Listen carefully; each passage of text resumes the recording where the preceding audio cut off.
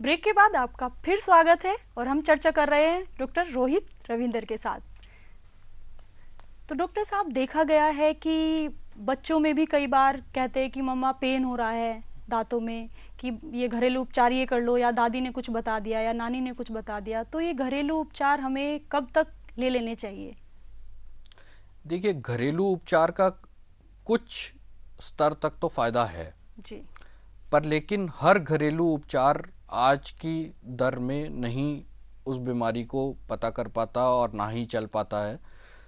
तो घरेलू उपचार में अगर दर्द हो रहा है तो जैसे कहा जाता है कि कोई क्लोव या आपने वो दांत में दबा लिया तो उससे, या पेस्ट कर ली, पेस्ट जी रख ली, पर लेकिन वो एक घरेलू ही रह जाता है। उसके लिए आपको कुछ समय बाद या उसी दिन डेंटिस्ट को दिखाना बच्चे को बहुत ज़रूरी है।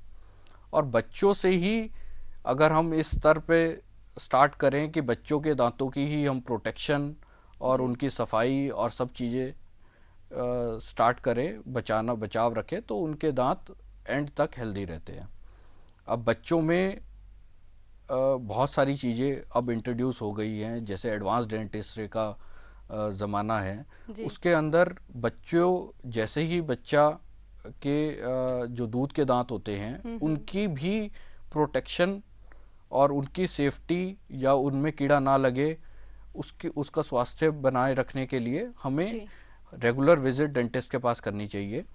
इसके लिए हम क्या करते हैं, बच्चे के दांतों में हम फ्लोराइड एप्लीकेशन करते हैं, जो कि एक ABF जेल आता है, उसको बच्चे के दांतों पे लगाते हैं, जिससे दांतों में कीड़ा लगना बहुत स्तर में वो कम हो जाता है। जी। उसमें एक फ्लोराइड की लेयर दांतों के ऊपर लगा दी जाती है, वो जम जाती है, और फ्लोराइड हमारा जो है वो रेजिस्टेंट होता है केरियस प्रोटेक्शन के लिए। जी। तो वो हमारी दांतों की ऊपर जो कीड़ा लगता है, कैविटी हो जाती है, तो वो लगना बंद हो जाता है। क्योंकि हमारे जितना बड़ा रोल हमारे दूध के दांतों का है, उतना ही रोल हमारा परमानेंट दांतों का है। दूध के दांत अगर बच्चे के मिल्क टीथ, जिसे डेसिडियस टीथ कहा जाता है, वो अगर खराब आएंगे तो हमारे आगे वाले जो दांत हैं वो भी, उनका भी खराब होने का जो चांसेस हैं वो बढ़ जाते हैं। जैसे कि बच्चे का दांत अगर किसी कारणवश कीड़ा लगने की वजह से निकल जाता है तो हम वहाँ पे स्पेस मेंटेनर प्रोवाइड करते हैं। स्पेस मेंटेनर एक ऐसी चीज़ है जिससे वो स्पेस दांतों के बीच में मेंटेन रहती है। उस मेंटेन स्पेस पे जो हमारे परमानेंट दांत होते हैं वो अपनी जगह पे आते हैं और टेढ़े मेढ़े नहीं आते। जी। आपने ज़्यादातर देखा हुआ होगा। हाँ, कि बच्चों के तार लग जाती है।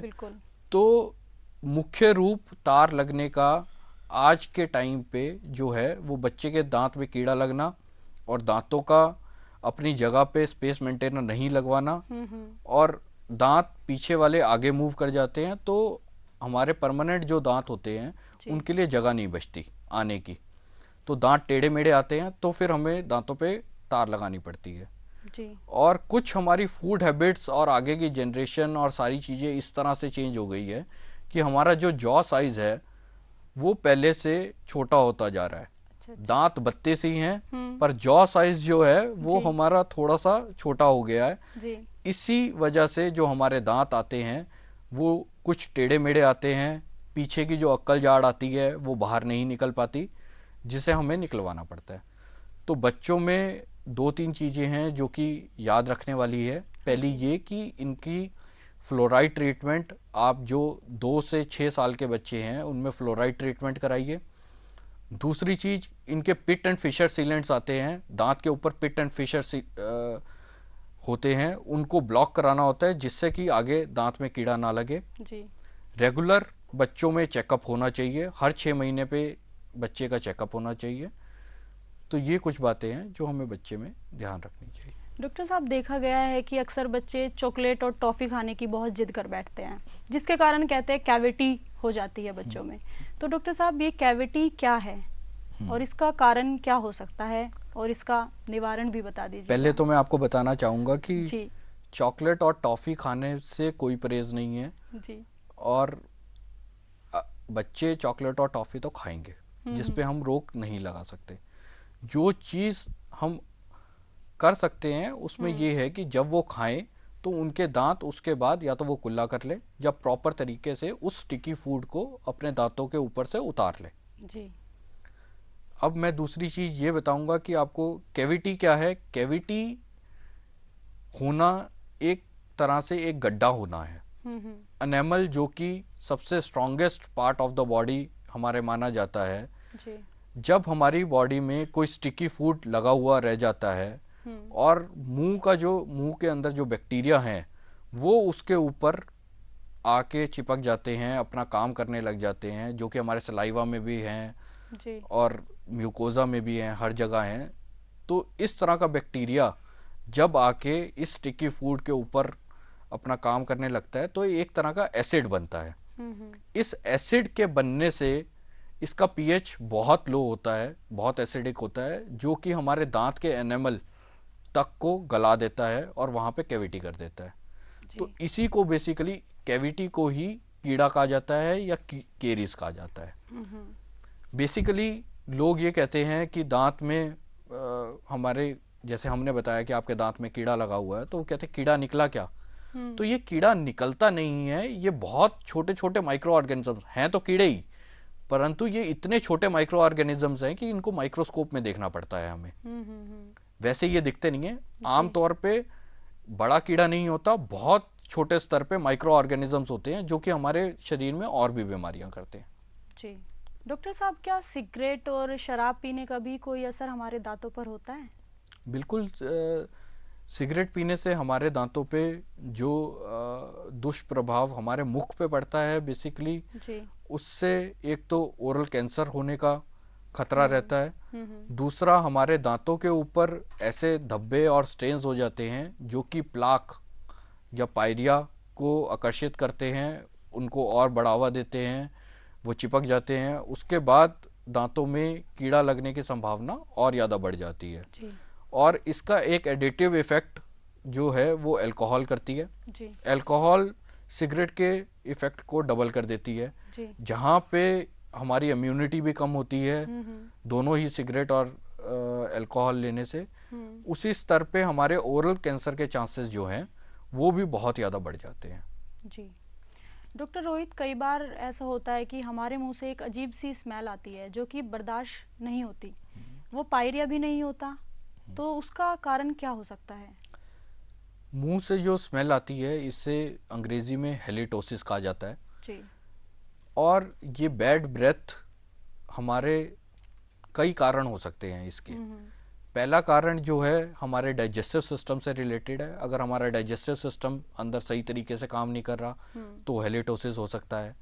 मुंह में अगर प्लाक, कैलकुलस लगा हुआ है, पायरिया है, दांतों में से मवाद आ रही है या केरीज लगी हुई है, तो वो भी एक ऐसी सड़न पैदा करती है और ऐसी स्मेल देती है जो कि बैड ब्रेथ कहलाती है। एक और चीज़ है जिसे हम ड्राई माउथ कहते हैं। जी। हमारे मुंह में बहुत तरह के सलाइवरी ग्लैंड्स हैं जहाँ से हमारी थूक निकलती है। जी। अगर उनमें किसी स्तर पे बीमारी आने पे, उनका ट्यूमर होने पे, कैंसर होने पे या उनमें कोई भी स्टोन होने पे अगर हमारी थूक किसी वजह से नहीं आ पा रही, जैसे कि रेडियोथेरेपी पेशेंट्स में देखा गया है कि सलाइवा की मात्रा बहुत कम हो जाती है, तो तब भी हमारी जो सलाइवा बैड ब्रेथ है वो आने लग जाती है।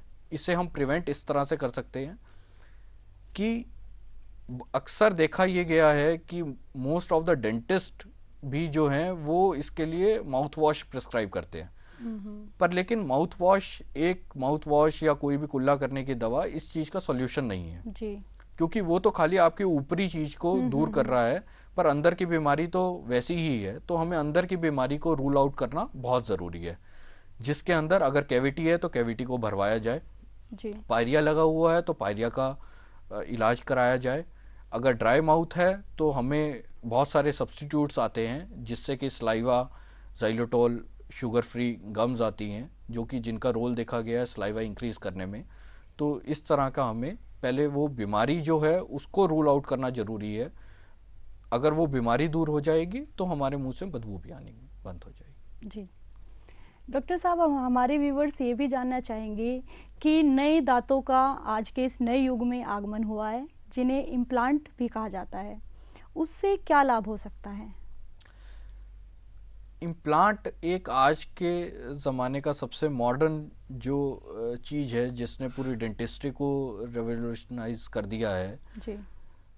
वो ये है कि पहले क्या होता था कि जब दांत हमारा कहीं से निकल जाता था, किसी वजह से हम दांत को नहीं बचा पाते थे और निकाल दिया दांत। आज तो आज के स्तर में दांत पहले बचाया जाता है, निकाला नहीं जाता दांत को। तो आगे और पीछे वाले दांत की मदद से दांत लगाया जाता था, उसको छोटा करके। पर जब से इम्प्लांट आए हैं, इम्प्लांट एक टाइटेनियम का स्क्रू है जो कि हमारी हड्डी के अंदर जाके एक ऐसा बॉन्ड ऑस्टियो इंटीग्रेशन बना लेता है जो कि हमारी रूट की तरह, दांत की नीचे की जो पार्ट होता है रूट, उसकी तरह काम करता है। उसके ऊपर हम क्राउन लगा देते हैं और आगे और पीछे वाले दांत को उससे कुछ नुकसान नहीं होता। जी। तो ये पूरे हम इम्प्लांट उन पेशेंट्स में भी लगा सकते हैं जिनमें मुंह में कोई भी दांत प्रेजेंट नहीं है, जिसे ईडेंचुलस माउथ कहा जाता है। एक भी दांत नहीं है तो उसमें फिक्स जबड़ा लगाया जा सकता है with the help of implants. Doctor साहब, एक हमारी सुनने में आता है कि अकल दाढ़ निकल रही है और वो कई बार निकलते निकलते रुक भी जाती है, जिसकी वजह से हमें दोबारा पेन का सामना करना पड़ता है। तो उसका निजात हम कैसे पा सकते हैं? जिस तरह से मैंने आपको पहले भी बताया, जिस तरह से हमारी सोसाइटी में ईटिंग हैबिट्स चेंज हो रही हैं, सॉफ्ट फूड आ गया है, हम सब नरम खाना खाते हैं, तो हमारे एक कंसेप्ट है use and disuse of a organ. तो हमारा मुंह भी उतना ही काम कर रहा है। मुंह का साइज़ दिन बर दिन आने वाले समय में छोटा हो गया है, दांत उतने ही हैं। इस वजह से हमारी जो अक्कल जाड़ है वो बाहर पूरी तरीके से आ नहीं पाती। तो कई बारी तो ये इन्फेक्शन का सोर्स भी बनती है। गर्म पानी में नमक डाल के कुल्ला करना या दांत के ऊपर से, उस दांत के ऊपर से थोड़ी सी म्यूकोजा या मांस को हटाना से आराम मिल जाता है, वो दांत वहाँ पे दोबारा से आ जाता है। पर कुछ स्तर में हमें इस दांत को निकालना पड़ता है। इस जो दांत अंदर ही रह जाता है उसको हम इम्पैक्टेड टूथ के नाम से कहते हैं जी। कि इम्पेक्शन हुई है। इसके अंदर निकालने के लिए कई तरह की प्रतिक्रिया करी जाती हैं। अगर दांत बहुत अंदर फंसा हुआ है, टेढ़ा है काफ़ी, तो हमें माइनर सर्जिकल प्रोसीजर करना पड़ता है, नहीं तो सिंपल एक्सट्रैक्शन से भी ये कई बार ही निकल जाता है। जी डॉक्टर साहब। डॉक्टर रोहित, अक्सर देखा गया है कि बच्चों में दांतों की संख्या अलग होती है जबकि बड़ों में दांतों की संख्या अलग होती है, इसका कारण क्या हो सकता है?